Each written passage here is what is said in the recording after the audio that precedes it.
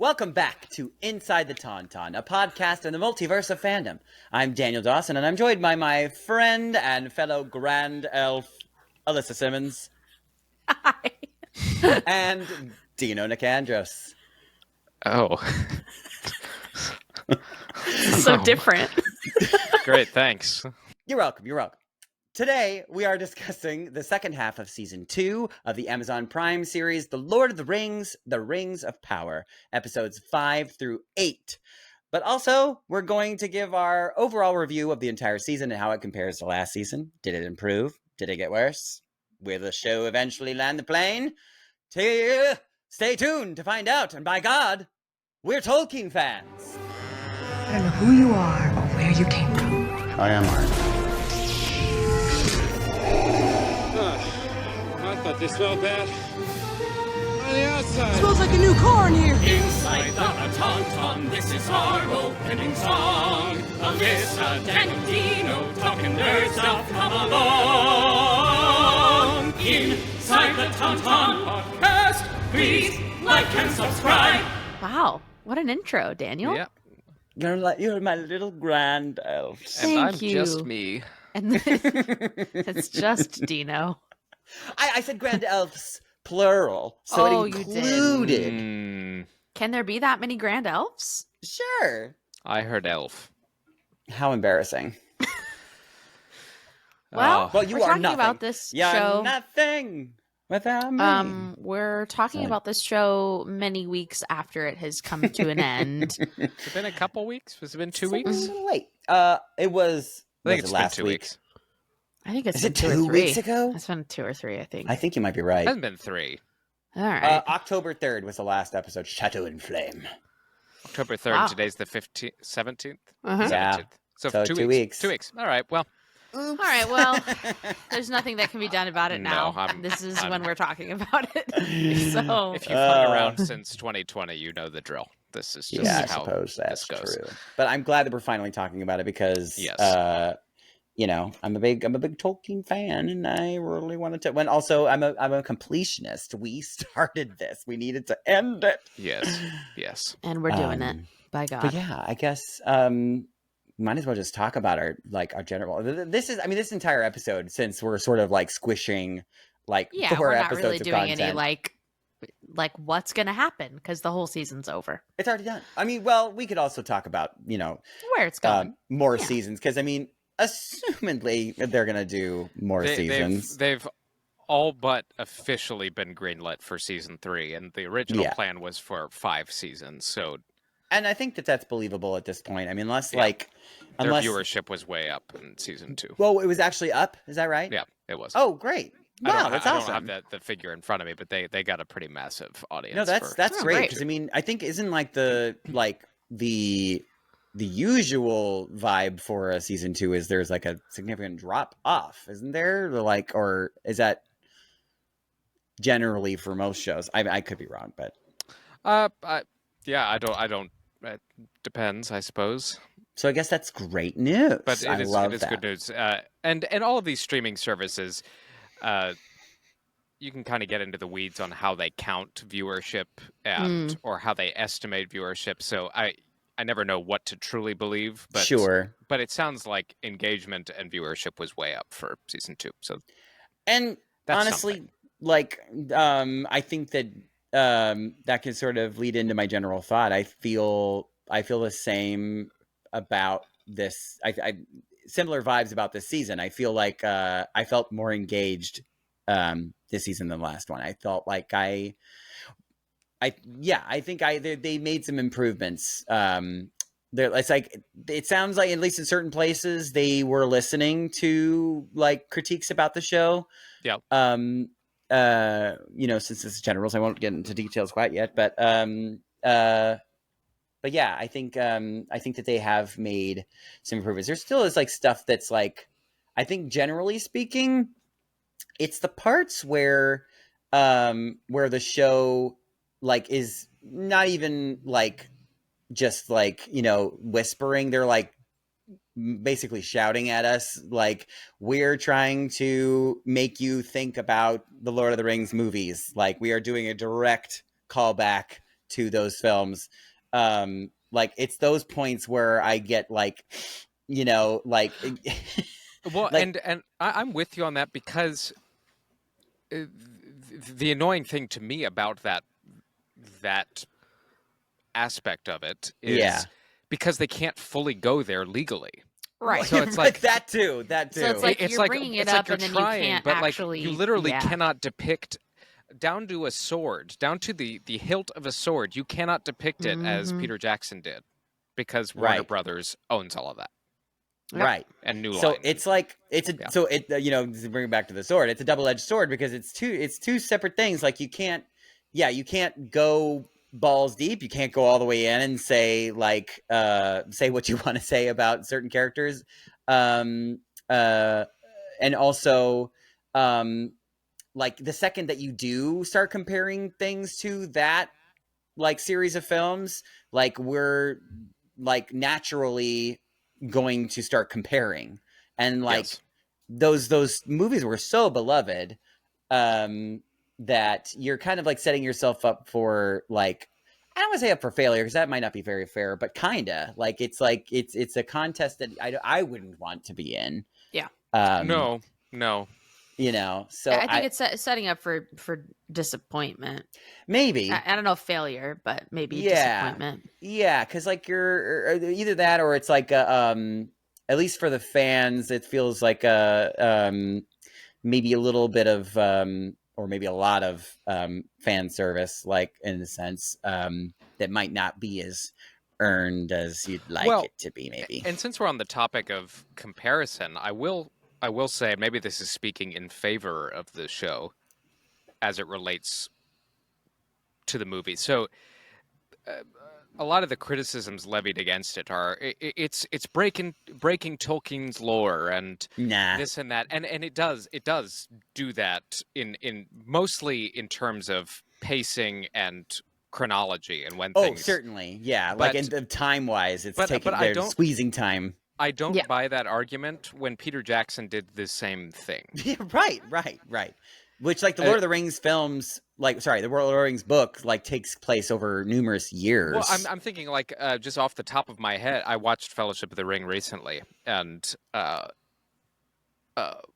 actually You just started... watched Fellowship and didn't continue on? Oh, I'm going to. But okay. I don't like to have my meal all at once. Yeah, sure. Because with those movies in particular, I get really sad when they're over. And, yeah.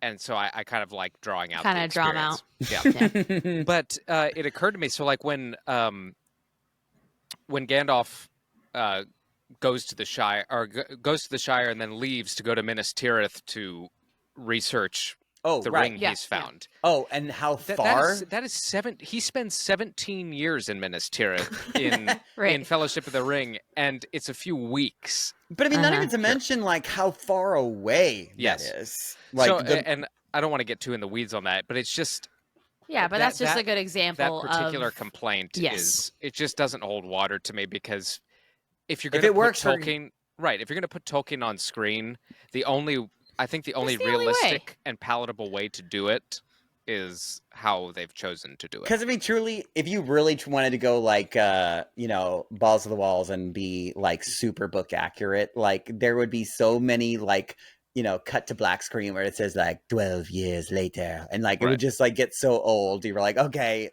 there's like, well, and then you have to deal with trying to age, and specific, how dwarves age and how elves Right. age and all of it just gets very Complicated muddy. things. Yeah. yeah. But I will say though, the fast traveling in this particular show. Season 1 in particular. Season 1 in particular, yes, but also It in was- season 2 is Yeah. quite like, wow, they got some. It's stark. There Yeah. are some pretty fast feet there.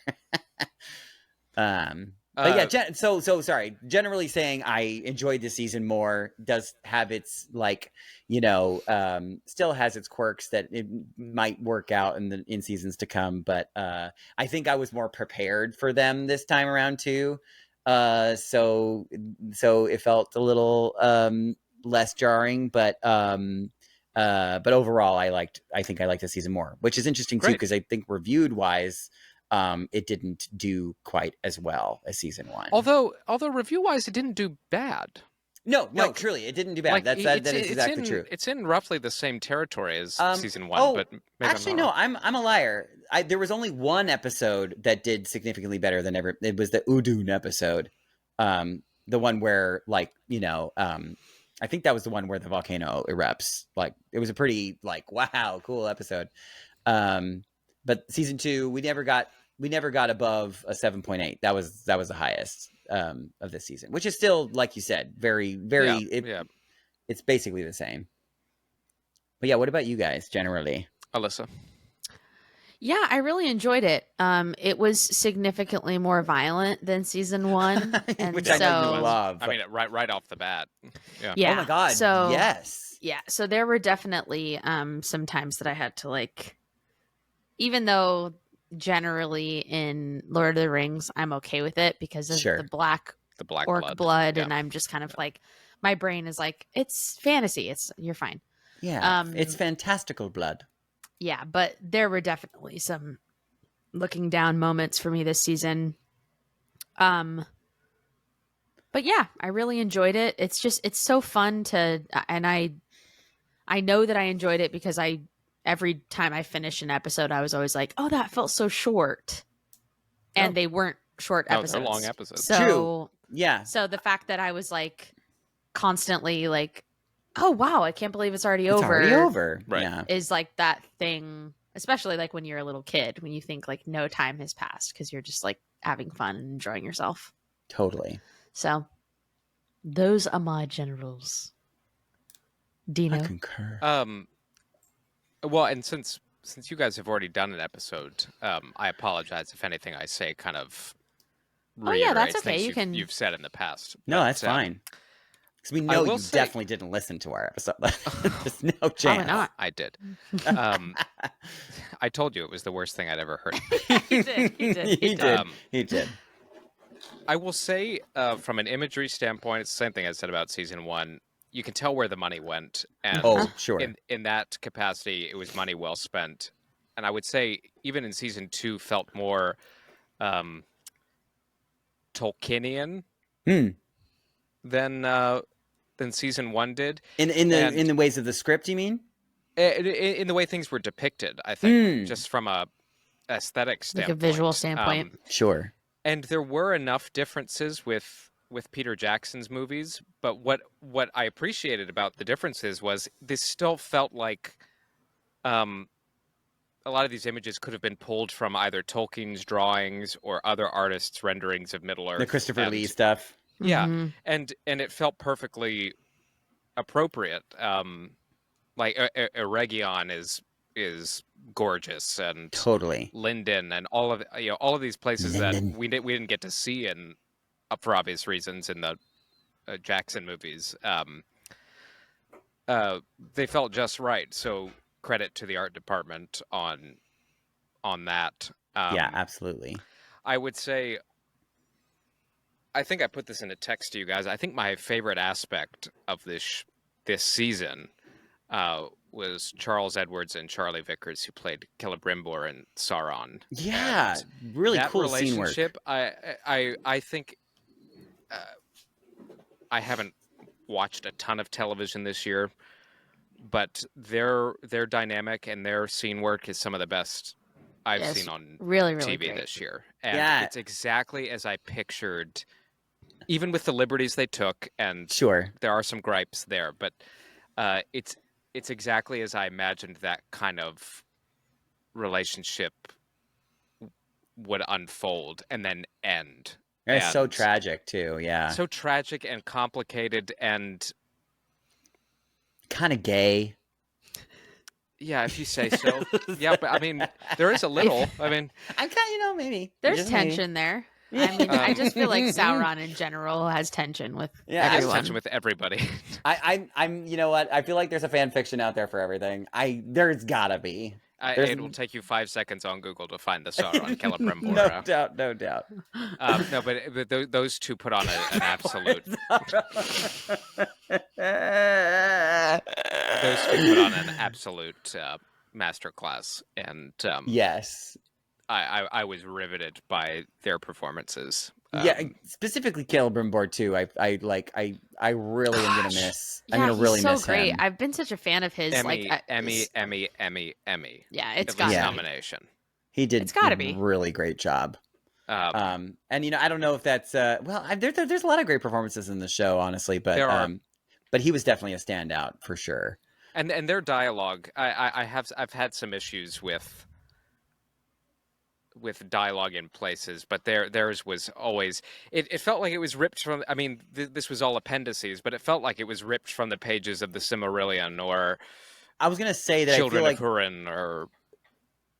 when I was saying about about them listening to some of the criticisms, because like of the first season, there was I think we even said on the show that like it was very obvious when they were pulling from the books and then when they weren't, like in terms of the dialogue. It felt really different. It did. It felt like they they put it through some AI and say, make it sound more Tolkienian. And yeah, I mean, like specifically, oh my gosh, like talking about Callum Rimmore's performance, but like his final speech that he kind of gives to Sauron, like it was like truly like Well, reclaiming his power. I think I think it was the director who said, or maybe it was Charles Edwards himself who said, in a moment when he's crumpled on the floor, he regains his agency. I think was the word he used. And, if we're gonna talk, sorry, one more general thing, like that I didn't care for was not even that, because I'm very happy to see behind the scenes. I'm like, give me more behind the scenes stuff and more interviews. I love it. But the structure, the way that they did it, made me so upset every time, because it was like this fake TV show that they did with like this canned applause, like, and they're like performing for an audience that's not there. I'm like, stop that. Just don't do that. Just be normal. Just do a regular interview. Don't pretend. Oh, sorry. it's all right. It's a very, very silly gripe, but You got anyway, that off your sorry. chest. I did. It's off my boobs. Yeah, but so my general is imagery, yay. Those two performances, yay. Yay. Yay. My biggest MVP, and it was probably my biggest MVP of season 1, Bear McCreary doing the music. The music was It great. was Which great. is so It was different great. than Howard Shore's, but So different. entirely it appropriate fits. to Middle Earth. Totally Yeah. fits. Which is an achievement unto itself, because Howard Shore may have written, with all my love for John Williams, Howard Shore might have written the best 3 movie scores of the 21st century. Can I say some really random Howard Shore lore? Howard Shore lore. Yes. This so weird. So I had never seen it before, but oh god, Gilda Radner, right? Mm-hmm. She did like a live show in New York. I think it was like Broadway, like maybe short term event or something. But they filmed it, and it's available on the webs. I watched it for the first time. Super funny. She did all. It's basically just like a compilation of like all of her like SNL All of her sketches, famous more or less. Yeah, characters. Yeah. Rosanna. And at the end of it, like the credits are going. There was like like a part where like some guy was on stage playing the saxophone or whatever, didn't think anything of it, and then credits roll.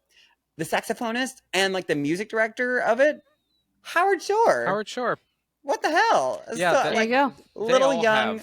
They all have stories like that. Like So crazy. Like I'm John Williams being Johnny Williams, the jazz pianist. It's I love it. I love it so Yeah. much. I was like, where were they when? yeah. But Bear McCreary's themes are so good, So and good. so epic, and Yeah, he's a talented MFer. yeah. You have to have done something right to have differentiated yourself from Howard Shore, and Yeah, And to have it still fit perfectly into the world.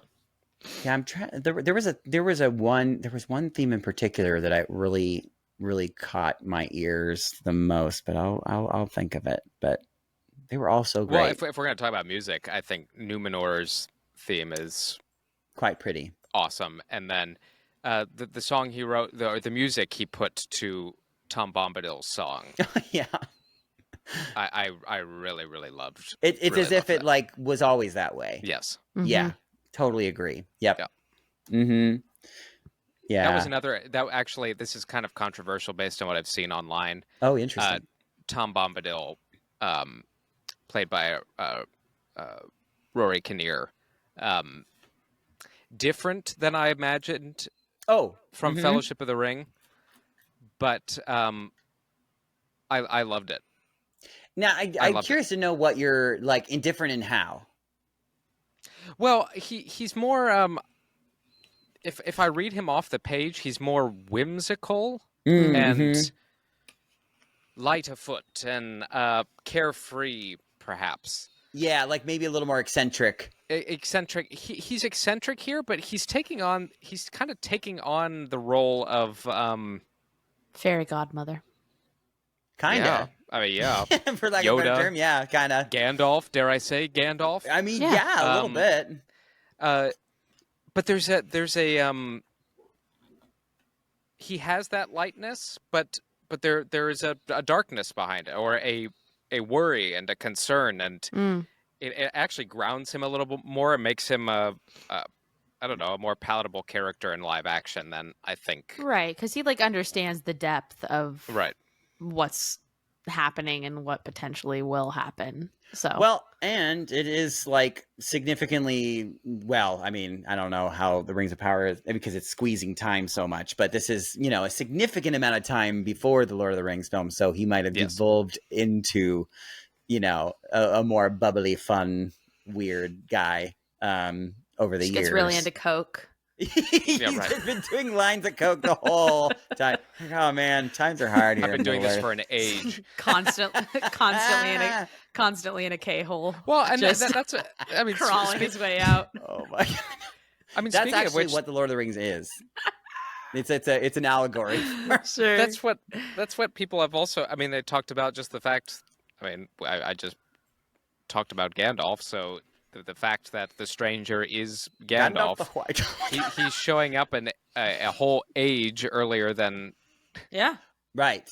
he does, and I guess that's okay. I don't see the problem right now. I don't. Yeah, right. Yeah, God willing, they're not heading to lore breaking, canon but breaking.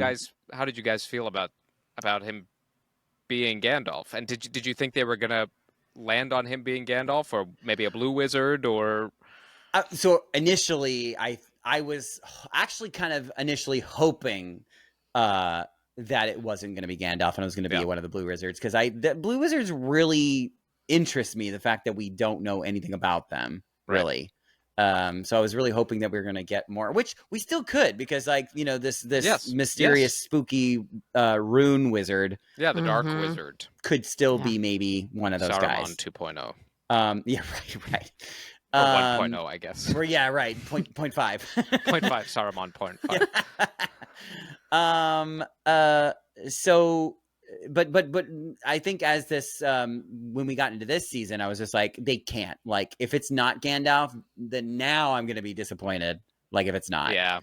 So I think that they won me over. Like, I was wanting it not to be Gandalf, but then by the time we got so far into it, it's like, if it's not Gandalf, then it's going to be like, they were leading us to believe that for so long. Why is it not? It makes no sense. But so I guess maybe mixed vibes. But I'm happy. I'm happy to see them hopefully bring a little more context to why our like beloved Gandalf character is the way he is. I have numerous questions that I hope that they answer about his arrival.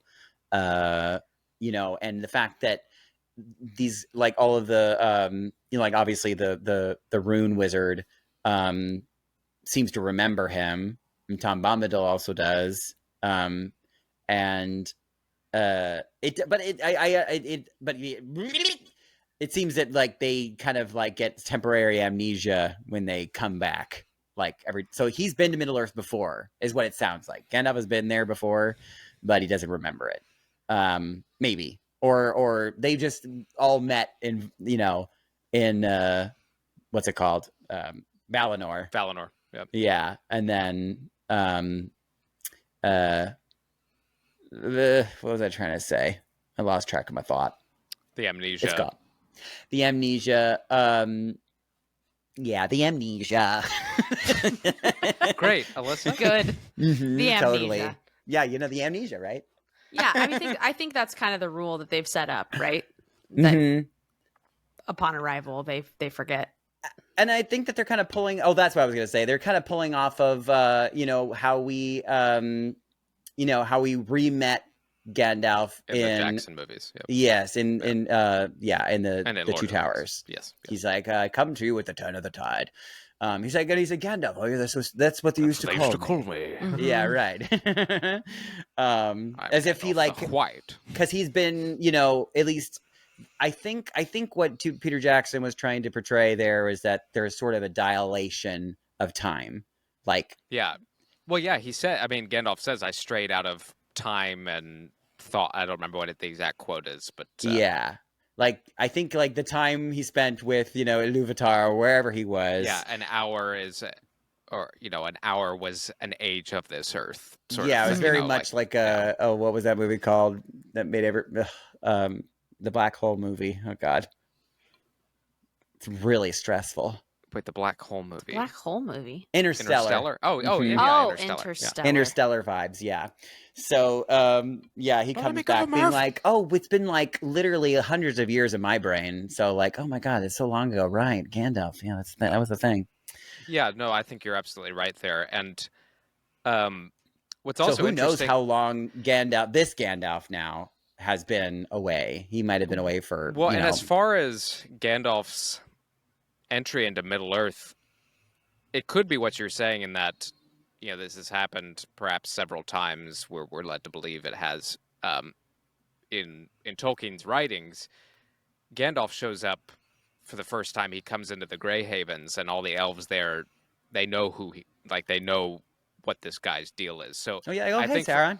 I think for the sake of dramatic exposition and to fill 5 seasons worth of television, they have to give him a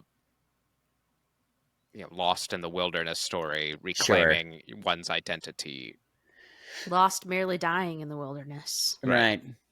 But we are, if this is a 5-season show, we are approaching the halfway point. So now he has an identity. So when does he become Ian McKellen? Yeah, right. That's the When are important we expecting Sir Ian McKellen No, to arrive? Daniel Wayman is the actor who plays Gandalf here. And if we're on the subject of differentiating oneself from what has come before, I can't complain with the performance. No, absolutely. I think he's doing an excellent job, and I think it's a very, very unfair thing to compare tough. anyone to Ian McKellen. But it sucks for him because you can't help but do that because it was fairly recently. I mean, I know we've gone on 25 years now, but oh my God, that's really scary to think about. But I mean, it is within our recent memory, and well, I mean, if you're thinking about the Hobbit movies, though, that wasn't that long ago. Yeah, less than 10 years. Yeah, give or take. And I'm not thinking about the Hobbit movies. And to be clear, I'm not thinking about those. Just to be clear. They're fine. It was fine. fun. The first half of the first one was fine. Yeah, that's fair. When it was like, wow, we're back in Lord of the Rings. And then it did not need to be a trilogy. Something happened. Yeah. So props to Daniel Wayman. But no, yeah, he's if actually you are doing an excellent job. If you are somebody who gripes with origins and sticking to the lore, then that is another aspect that they have taken extreme license with. Right. But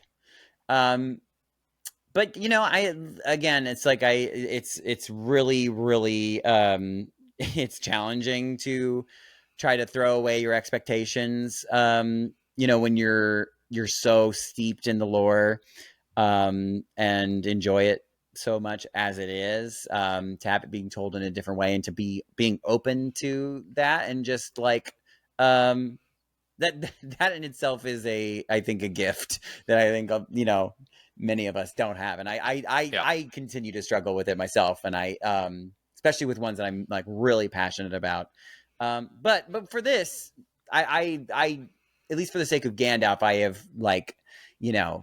I'm just like, I took the seatbelt off and I'm just ready to fucking it's like, let's just go. Let's just see where it goes. I'm excited. Because there's a lot of potential there. There is. As far as The grand elf, like it was a little like hilarious. Like, oh, he's a grand elf. Grand I was Elf's like, like, oh, there you okay, go, there okay. it is.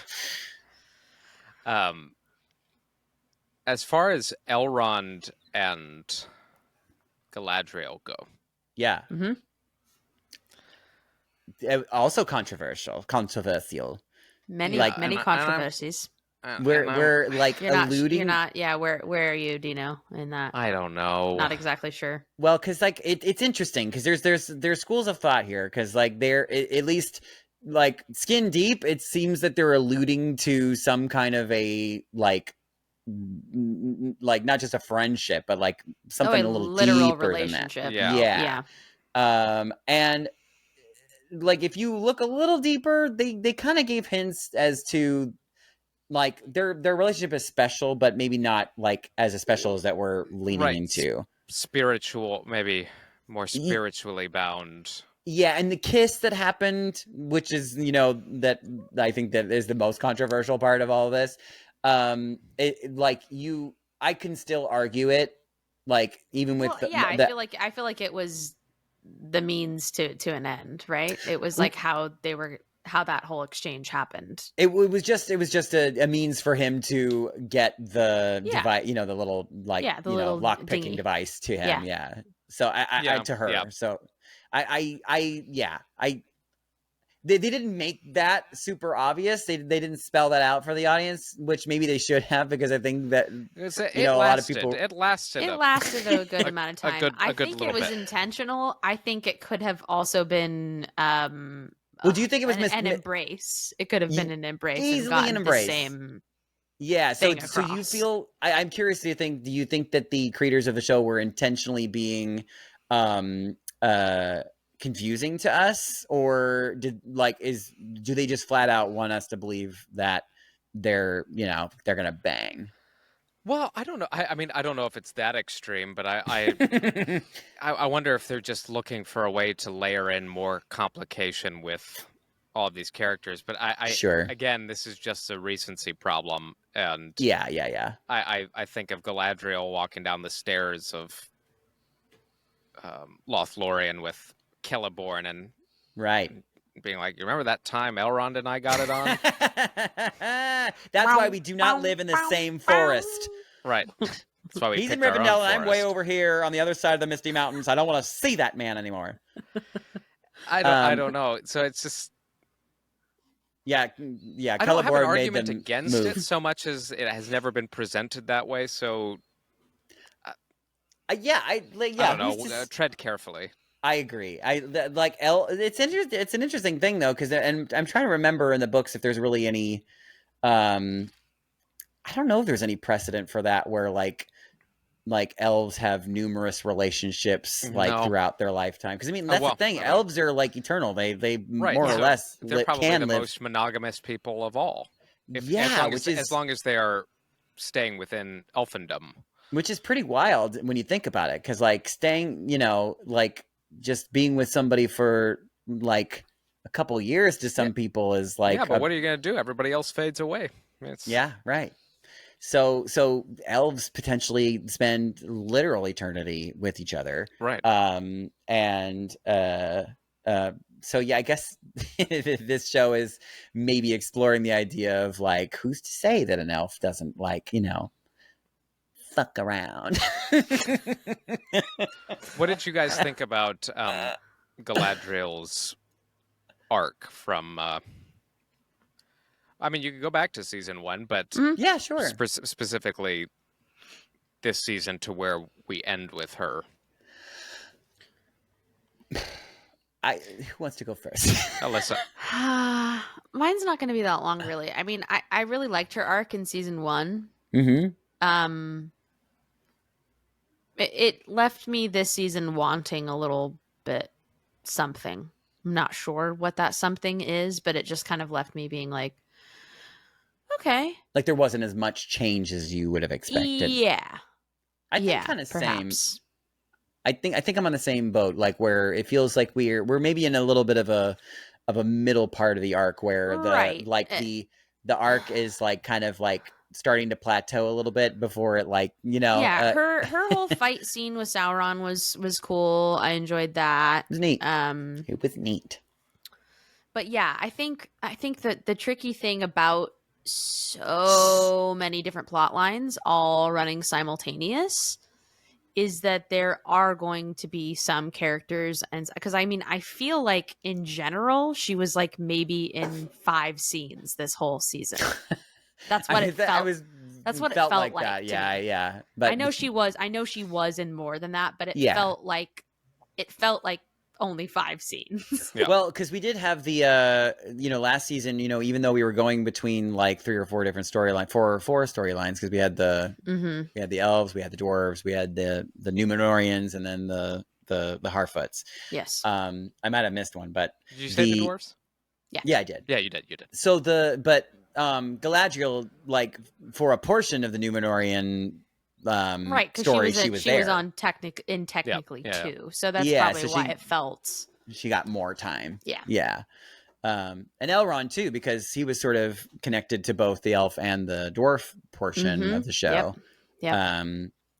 But yeah, I think you're right. Yeah. She was in. It felt like she was in. It less felt this like time. less. So, yeah. Yeah. So we obviously haven't reached the end of her arc yet, because but you do see her learning. She's figuring things out. She's now realize. It's nice to see her recognizing her mistake in season 1. And trusting Sauron and like letting her heart get in the way. Yeah, so it does seem like there's some growth happening. And she does have to grow into the serene but very strong Ethereal. character Yeah. the supreme elf we know her to be. Yeah. Right. So I do think it's okay to take license in that way by making her maybe a little more ferocious and impulsive in her early years. I still think I get that. I get that from a writing standpoint and a narrative standpoint. That It's more makes sense interesting. to me. I just miss the Galadriel who has it all together. Yeah, and yeah. is It'll be treated as cool such when and not, And I'm curious whether or not I don't know if we'll ever 100% get there. Yeah, I mean, unless they take serious Unless they do a liberties big, huge jump. Yeah. Yeah. I'm setting myself up for that. I'm just like thinking, because again, the Lord of the Rings time period is supposed to be like a significant amount of time has passed. So Right. you could like, you could argue that like this Galadriel, she's just been through it. She's been comfortable for long enough. So now she's like, Sauron's been gone for a long time. I'm relaxed. Yeah. So yeah, you could believe it. It's believable. Another aspect I thought was interesting, going back to Sauron and Celebrimbor, was You have to roll the R's. It's very important. Celebrimbor. Sauron. You are Sauron. They really love rolling those R's. They love it. I think that the worst offender sounds like it's negative, but the worst offender is definitely Galadriel. She kills she hits those it. R's. She Yeah, hits it morphin. hard. She hits them Yeah. hard. Hey. Sauron. He. It's like you're trying to start a boat. The one interesting element in Celebrimbor making the rings is that in the lore, it's really mostly Sauron's idea, and he uses Celebrimbor specifically. Here, it's almost like he's learning on the fly, like, oh, so that's what you do, and which I yes, it goes against the lore, but I actually think it's more interesting. No, I kind of agree. He has something to learn rather than just like pure manipulation and using. It's Well, like, you can actually teach me something here. No, And I actually, think that's what. I think that there is precedent in the books for that. I want to say that they're like he needs Celebrimbor. He needs him, but but otherwise he would just do it on his own. Yeah, and it is a fine line, but here he it just seems like Sauron doesn't know much. Yeah, like he's manipulation tactics are his well, and he's also obviously like a sorcerer, so he knows. And because he needs him so much, it's what makes that final moment where he's got him impaled up against the wall. Yeah. And he's got tears in his eyes. You know, like Yeah, right. It's like, I lost a friend. We could have been something. We were Yeah, it's pretty. It was really grotesque. And yeah, and it's interesting too. Like that his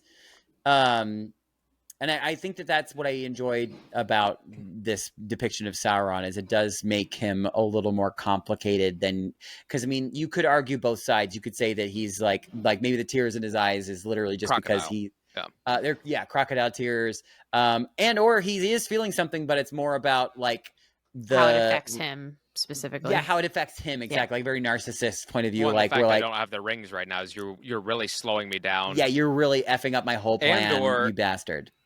And or what Celebrimbor tells him, he said, they'll be the end of you. Right. Yeah. Like totally. you don't rule them, they rule you.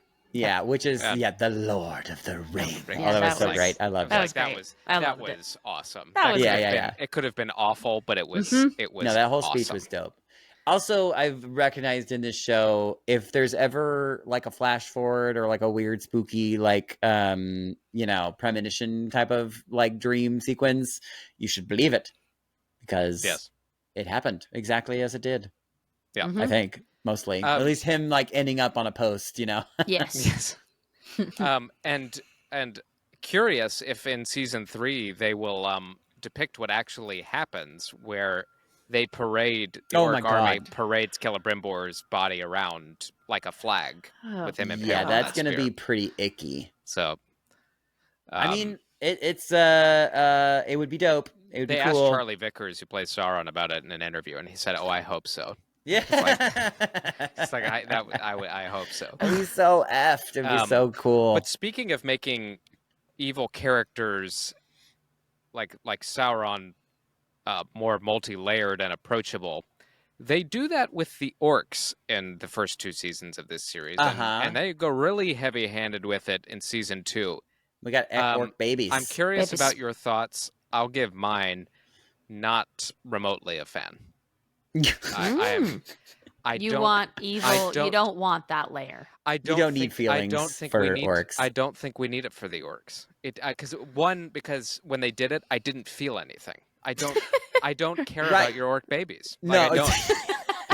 Kill those orc babies. Kill them out all. of here. Kill them all. But that was they didn't even show the orc baby. So maybe if they showed the physical baby, you might feel it's different. Disgusting. Well, and it's the difference of the orcs in this show and the orcs from the Lord of the Rings films. They're twisted vessels of evil. I mean, it's just right, and they're literally like birthed from the mud. You know what I mean? Like Right. And the producers of Rings of Power were citing a passage, and this isn't going to be verbatim, but they were citing a passage where Tolkien says, "And the orcs multiplied," and they took that one word, and they said they orcs, and they actually did this via social media when there was some blowback on orc family. They said, they used this little passage from Tolkien to talk about how they multiply doesn't mean that. How they were it can a mean civilization, many things.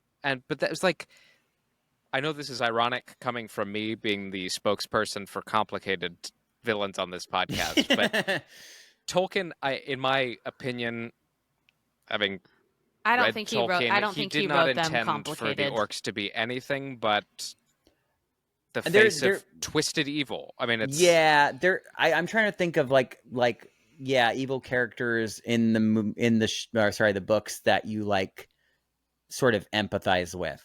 I don't think Saruman so. a little bit, maybe Saruman, because he used to be good, but still, by the time he writes the books, he's just like a total douche. And Gollum and Smeagol. I guess Gollum. Gollum is the best example. Yes, you're probably right. I think that would be probably it. Yeah. I don't think I agree. I don't think that we need to humanize and have And then they sympathy for created the orcs. Adar to be the face of that, and to have Right. a rivalry with Sauron. And I will say it was kind of neat to see, just as a way of showing what the ring can do, like showing him like being without all the prosthetics and stuff on. Yeah. No, that was cool.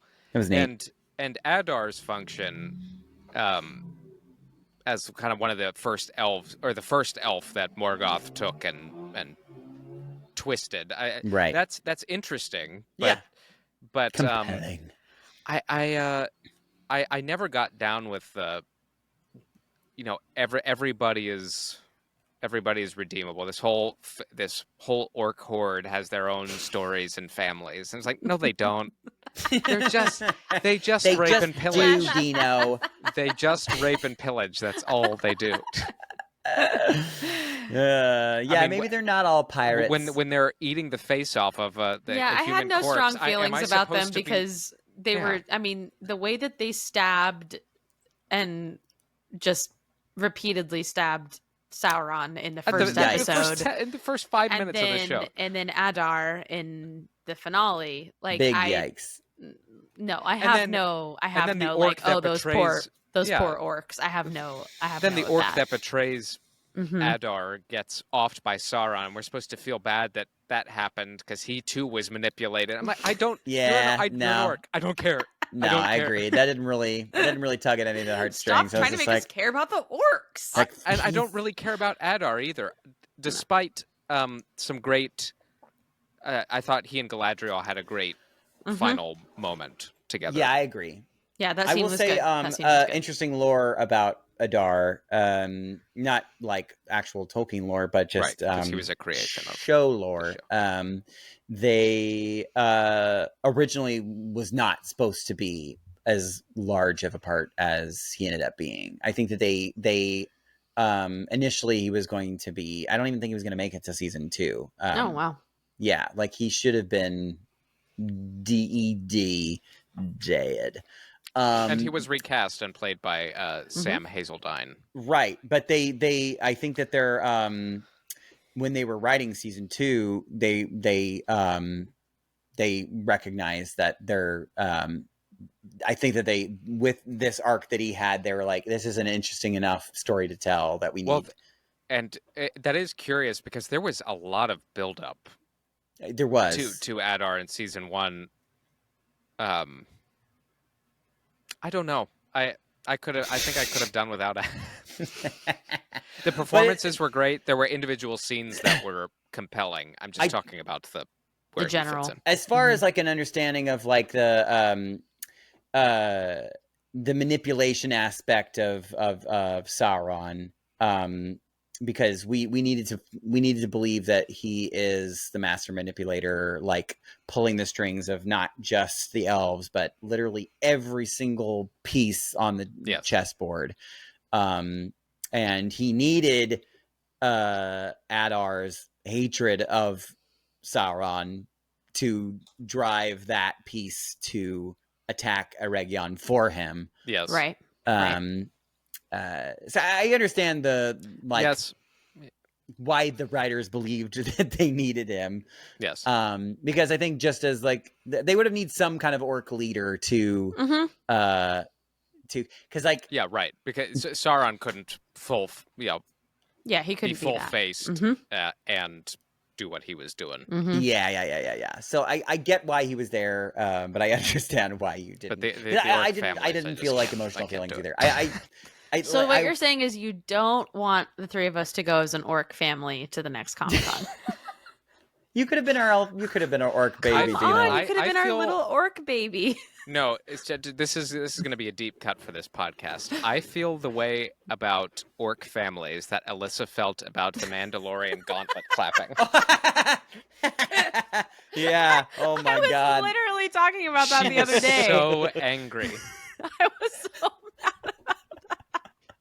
Oh my God. This is the worst. I mean, so the rage. I was really raging about that. Yeah. But that's where I'm at on that all particular. right. Okay. You know, some people I think were most like turned off by by the Harfoot story, but that didn't bother me as much, honestly. What about it in particular? That it's like it felt like unnecessary, or just like a means to an end. And they covered a lot of ground very quickly. They did. They For got those to little ruin- itty bitty legs. They got to ruin real fast. Ruin real fast. And if you look at the map of Middle Earth, That's pretty far. that's on the edge of the far. map. It's on the east Uh, edge of the map. Yeah, I mean, I feel like it did a little bit feel like they just kind of had to be there in order for Gandalf to make the decision to choose his friends over staying with Tom, And which to establish kinship with what then become the hobbits. yes, right. And actually, as far as the little lore drop that they added in there, I thought that was some fun. The idea that the Harfoots, they were told that like there was like the promised land, Mhm. and that they should go look for it. And the people that stayed in Rune, like it was like this, it was such a long time ago that it's become like a myth and a legend, but they're like, oh no, we're the Harfoots that left and we're still looking for it. We haven't found it yet. So, Mhm. but they eventually will, and it's going to be the Shire, and the it's very Shire. fun that to know that they, because I that's never been really expressly said in the books where the hobbits just live in Well, Hobbiton, I mean, to you know what go I mean? from In the Shire, perpetual wandering to never leaving is Yeah, you're like, Yeah. why don't they It's- ever leave the Shire? Well, because Now of we generational really know. trauma. because they have generational trauma. Oh my god! All their But ancestors basically, never the- finding it. the Shire is just like the California of. Aw. It's just really nice to live. Expensive, but Expensive, but Have you seen the property taxes in Hobbiton? It's it's really intense. last time I vote for the Sackville Bagginses, I'll tell you that. Proud feet. Yeah. So yeah, honestly, their storyline didn't bother me. I was just no, like, it didn't okay. bother me as much. I was gonna say that the ones that really didn't get me this season, and actually last season too, I was a little like not turned off, but just kind of about is the humans, the Numenorians. I'm not there yet. Yeah. I don't. Well, really that one little bitch, I want him Oop. dead. I want him gone. But like that's the I thing want though, is that the orcs to come eat his body, and I'll watch that part. I think that the part that I don't like about his character, I mean, obviously he's like a rancid. The one part that you don't like. Sorry, I should have said that differently, but because I think he yes, obviously we all hate him, but I think that the way that he is written is so it's like I can see the writer being like, I'm creating this guy to be so hateful that it's going to be so much fun when he does die. Of course. I can see those wheels turning. Yeah. Yes. And I would rather have not. Yeah, there was one imagined frame. that. I took a picture of it because it made me laugh. There was one frame of him and then the evil daughter now. Oh, yes. What's her head? My God. There was this frame of them in the doorway, and they were both just like. And if you're listening to this and not watching it on YouTube, sorry, but her eyes rolled into the back of her head. It was so comical to me that I was just like, this is so much. It's a lot, and I just that doesn't the added it feels a little bit like it's in another play. Well, they're not being subtle with Numenor's internal rot. Mm-hmm. This is leading to the destruction of Numenor, Yes. which another liberty they've taken is that takes 1,000 years to happen. Yeah, right. I think we here talked we're about that having to- last year. We talked about that last season on this. And that's potentially why the writing is kind of the way it is because they're They have to purposefully be heavy-handed with the corruption, and really heavy-handed. Yeah, Pharazôn and all. Yeah, it's like it's to the point. Well, And there is precedent for it in like real life too, because like I'm out here like watching politics happen as it happens and going like, how do people fall for stuff like this? It feels so blatantly obvious, but it happens, and I think that I get frustrated watching like political things like Numenor happening because of the same reasons. Like I'm just like, that's not believable, but like it is because it happens and it is happening.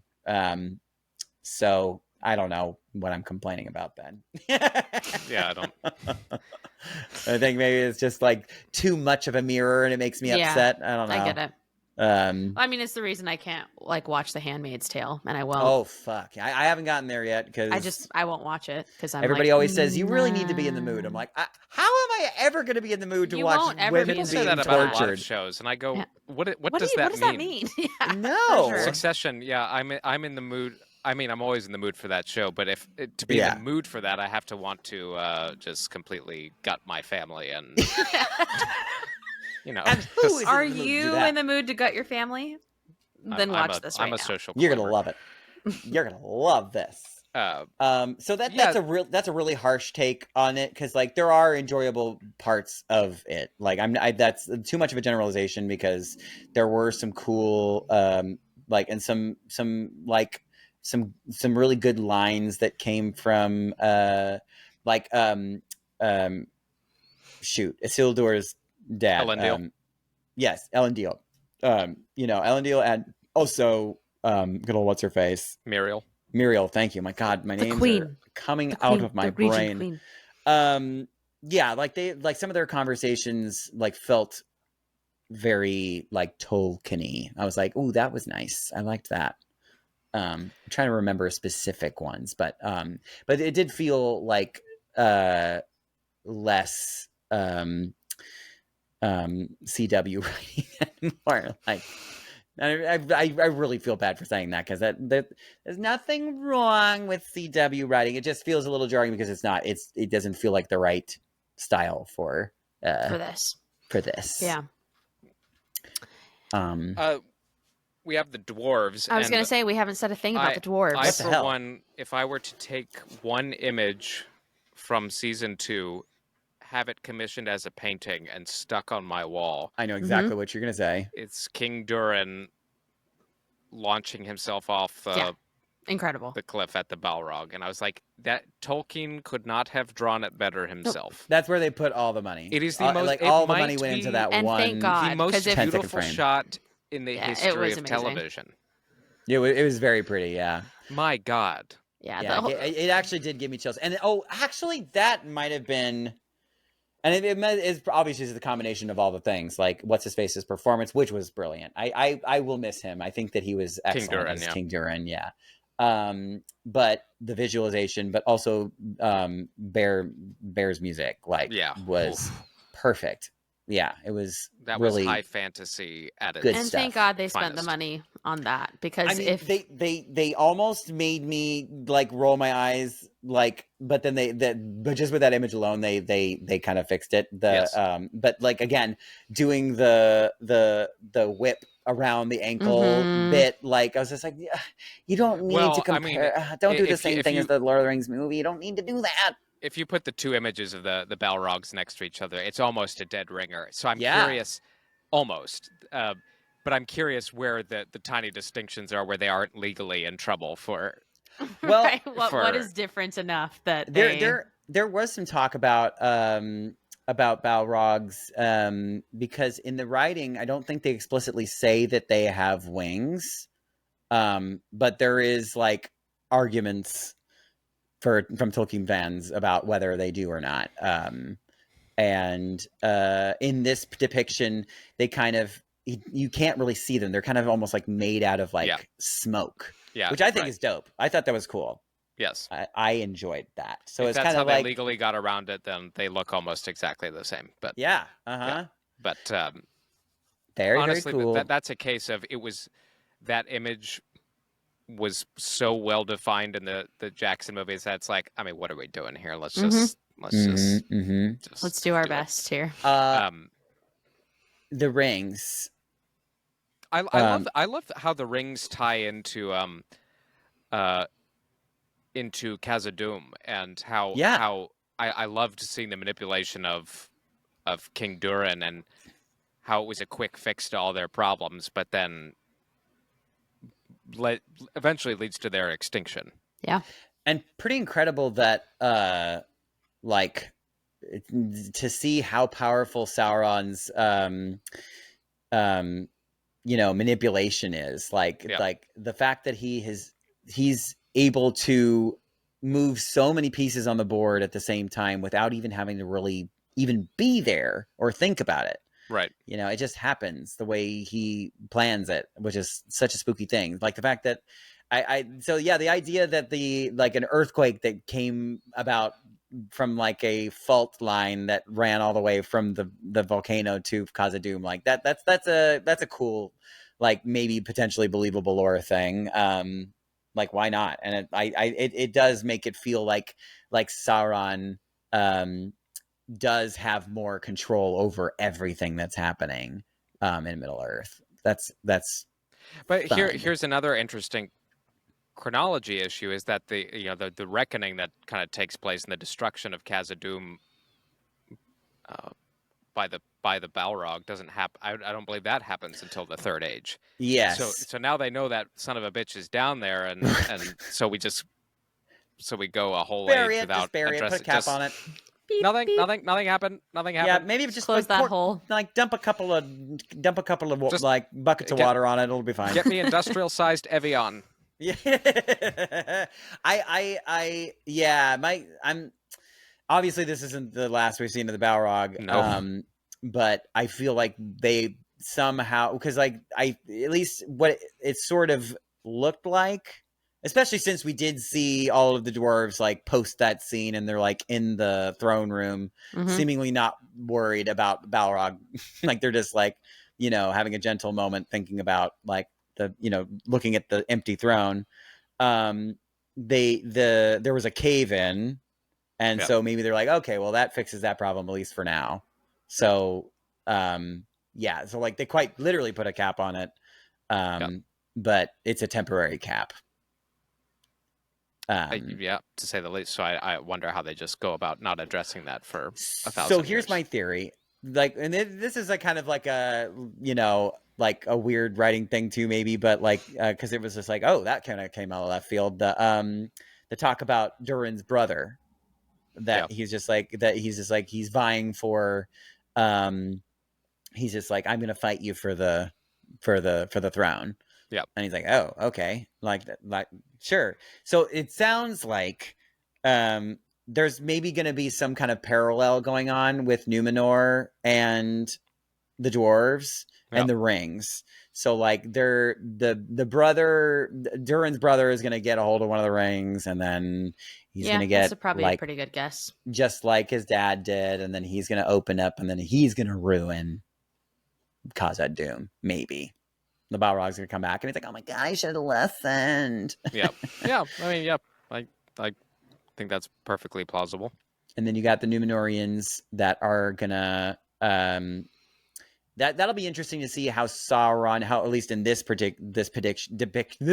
depiction, I wonder how they're gonna get Sauron over to Numenor. Spoiler alert for people that don't know the books. Yeah, right. And them not have a real good idea of who he is, who this person is. Yeah. So that'll be interesting to see. And Pharazôn, to go back to Numenor, so he uses the Palantir. That whole section where like Pharazôn. Like, so I was like, but he uses the Palantir, and he discovers, at least in part, Sauron's deception, and also a kind of a lore breaker. There was also images of the future, which the Palantir don't. They're not used for that purpose in Tolkien lore, but neither here nor there. I don't care. It's whatever. I really don't care. Who's to say? But so he's already aware that they've all kind of been hoodwinked by Halbrand. So just to your point, Daniel, I don't know how they'll how they're gonna organically get Sauron over there to Yeah. and be like, here, hey, you want some rings? Yeah. I got some rings. You want some rings? You want to come to my basement? Get some rings? Come to the back of my van. Get back here, you son of a bitch. Yeah, I'm looking forward to seeing how that happens. And and I do feel like, because like the story of Numenor's fall is very tragic and like really like cool, and there's a lot of potential there, and I hope that they take advantage, because so far it's been kind of a like hit or miss with the Numenorians for me. But yeah. As far as so the big centerpiece that they were building up to was the Siege of Eregion. Oh, uh-huh. And large portions of it looked amazing. There was some fantastic cinematography. Spared no expense. Particularly, the part where like going from Celebrimbor's like imagination of what it looks like to it what reminded it me of is. Denethor, and That was neat. Stumbling out to the top of Minas Tirith and going, "Oh my totally. God!" That it was almost a mirror of that. And flee for your lives!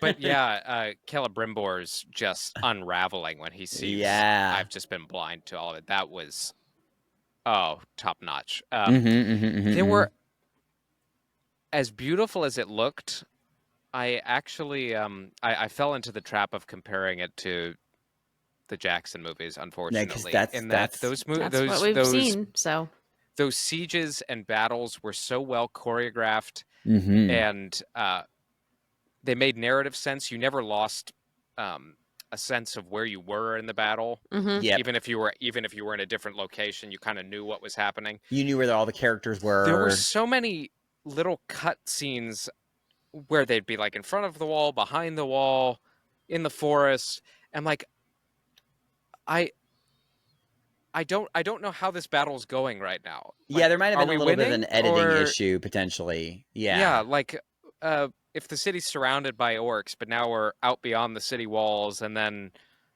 oh no, we're about to lose, and then the dwarves show up. It's like, well, and also knowing how many there are of each, because I think that was another thing that the Peter Jackson films did really well, because they did lots of zooming out where you saw like the whole this is how field. many orcs we have. This is how many elves we have. This is what this looks like right we are now. wildly outnumbered. And we know that. It didn't. Yeah, I didn't really get an idea of like what the ratio was. No, and in certain scene, I mean, there was a really cool shot. It was a one shot of I think, what was it, Galadriel, or was it just some? I think it was Galadriel up on the wall, and then No, it wasn't. It was just some random elf who gets offed. But he's running along the wall, and then he kind of runs down, jumps on a roof, runs down the stairs. And... yeah. I know the part you're talking about. Yeah. But it all looked so sparse. Yeah, I would say like especially on the elf side, there was it felt like. And maybe it's because those costumes are more expensive. Yeah, right. But yeah, it did feel like in the times, like even when like like before the battle, like where they're having kind of like a town hall meeting, everybody meet up in the center and let's all talk. It like I was like, where is everybody? Are these just? I mean, it gave me like Mandalorian Battle of Navarro. Yes. Yeah, where we were like, where the hell is everybody? Or the finale of Boba Fett, where I was like, this town is where are the citizens of this giant city? Yeah, right. Yeah, it did feel like there weren't enough extras, which is crazy because at certain times, like when the Elvish cavalry are charging at Adar, and then they stop, and then you have that beautiful shot of the orcs in darkness, and then the elves lined up right in front. Like that was awesome. Yes. And there was some dope stuff, and then you have some just sparse shots, and then I'm like, I don't know where we are. And the elves on the horses and stuff was cool. But yeah, I feel like Daniel's idea about it potentially being an editing thing might be. So I mean, no offense to the editor, but yeah, I think that maybe but offense. But offense. I'll give you some offense. I won't call him out by name. Because you don't know it. Because I don't know him. I don't know who he is. What if he's my friend? Well, he's definitely not gonna be my friend now. There goes your chance and Damn it! spot So in that season was hit 3. and miss. I He was think thinking about it. At its best, it looked amazing and was epic in scale, and then there were some Just a little holes in confusion. the armor. Yeah, I agree. I think it was very exciting to watch. There was some really cool shots and shots that looked like legit expensive too. I was like, ooh, Yeah. ooh, yeah.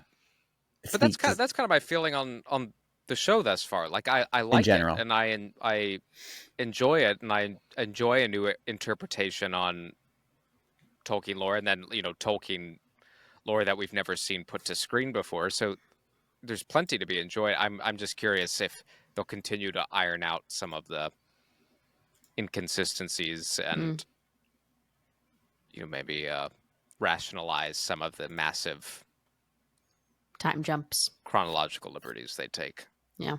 Oh, you want a storyline we didn't really talk about, which it's mostly just because there was hardly much there, but the Erendir part of the story. Yeah, I don't care. I thought I don't. I do like his character, I thought though. maybe we were going to get. Like, I thought just maybe we were going to get some more of, the Bronwyn's son. I don't even know his name. Theo.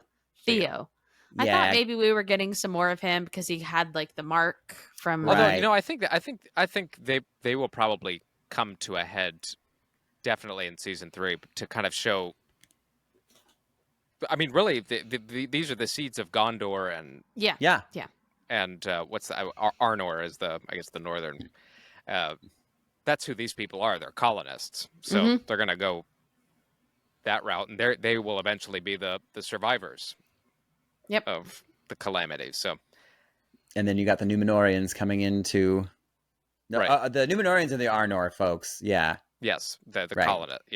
the colonizers, and I'm interested in all that. Like I think if they lean into if I were to say, or if I were to pick a storyline, I'm super interested going into a season 3. It would be kind of the development of the kingdoms of men. And that seems to be where we're headed next. So I thought I had it at the end of season 1 as far as what the structure of the show was going to be. It was like, well, we got Yeah, you all thought the it was going to Elven be like a rings. different group each season, right? Yes, but man, yes, we We're got all the breaking- rings. They're all blowing done. right through them. Yep. All the rings are done. Now that being said, the dwarf rings have not all been handed out yet. No. So Mm-hmm. so that that- needs to there's happen. The something. men still need to be handed out, and we also need to see the One Ring being made. And I'm curious The when that corruption happens. of the nine kings of men. Right. Like, that would be super cool That to would see. be But very dope But to that see. all takes place. We just have to, I guess, accept the fact that it's all going to take place in 2 context, seconds. Yeah. That's is gonna fine. be tough because like which is fine. But 9 separate stories of, I mean, because they're all like kings of men, so they're like they're not going to be like, unless they like he got them all in the same room at the same time. All right, guys. I mean, I guess that's I'm possible. gonna make you an maybe. offer you can't refuse. Yeah, right. I am very curious how These rings are a great investment. Yeah, it's like See what happens is The very first pyramid scheme. Right. You got one ring, right? One Now you ring need to 2 rule them more. all. Got 2 more. And then you get 3. Give 3 to your friends and 4 to their friends. I hate it. Oh my god. Oh god. Sauron is the first pyramid scheme. That tracks. he That would, fully tracks. because he is the most evil The being. master I mean, manipulator. I know people. I've acquaintances. I would not call them friends who remind me of Halbrand. So, like, You would call them Sauron. and they've worked for companies like that. So Huh? No, you should just call them the what is his name? The gifts. Oh yeah, the god of gifts. What did they call Lord him? of gifts. Anatar. Lord of Lord. gifts. Lord. Lord, I am Lord. I am Anatar. Lord. Yeah.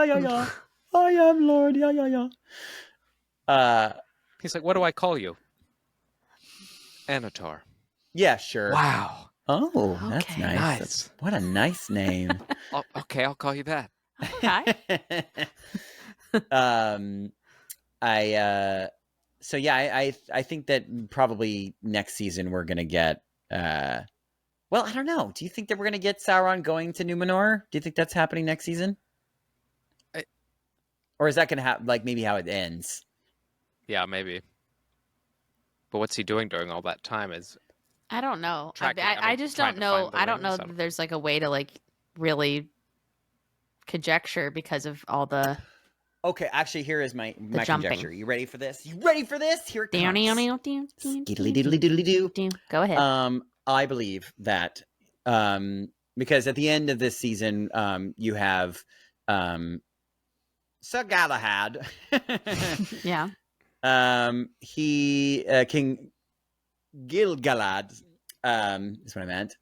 He is like, saying that Sauron and his forces are basically, ransacking all of the north. So he's they're trying to decide whether or not they're going to go and fight him or like, wait and, lick their wounds and just like let it happen. I think that they're going to try to fight and they're going to like have a really hard time. So they're going to send for help. Okay. And they're going to get the Numenorians to come over and help. And the Numenorians are going to like win. And then they're going to take Sauron as prisoner. And then the drama ensues. well, he is taken prisoner, and He is. yeah, that I had forgotten that. So I In the lore, think he is that that's taken prisoner. Yeah, probably how it goes. But I think that probably like that's like him being taken prisoner to Numenor might be how they'll end it, maybe. Because that seems like enough story for a season, right? yeah. No, that's Yeah. a good reminder. I forgot that actually makes a ton more sense to me than just Perhaps. organically showing up on their doorstep. Yeah. Right. Hey guys, you want some rings? Got some rings. But yeah, it's interesting. Like if being taken prisoner, like where does he put the rings? Is he just like, In his ass. There it is. That's what I was gonna say. That was what he was hoping I you shoved would the rings up my ass. And he died of dysentery. The asshole is in itself a ring. Give me the watch. One ring to rule them all. It's my bunghole. Oh my god, this episode has We've gotten certainly done it has something. gotten good. So we generally, I get the sense, enjoy Rings of Power, are curious about the future of it, and I think generally I give it a 7.5. Okay. Dino? yeah, I'll give it a 7. I'll give it a Out of 7. 10. 7 out of 10. I'll go right between you two, 7.25. Good. Right. It's in that Good. same, yeah. Enjoying it. That feels Excited healthy. for what's to come. And Yes. What a time. What a time to be alive. What a time to be alive. All right. Well, final thoughts before we say bye-bye. That's it. That was it. All right. That's all I great. got. All right. Well, thanks for listening. This is Inside the Tauntaun. I'm Alyssa Simmons. And I'm Daniel Dawson. And I'm Dino Nicandros. May the force be with you. Always. Inside the Tauntaun podcast. Please like and subscribe.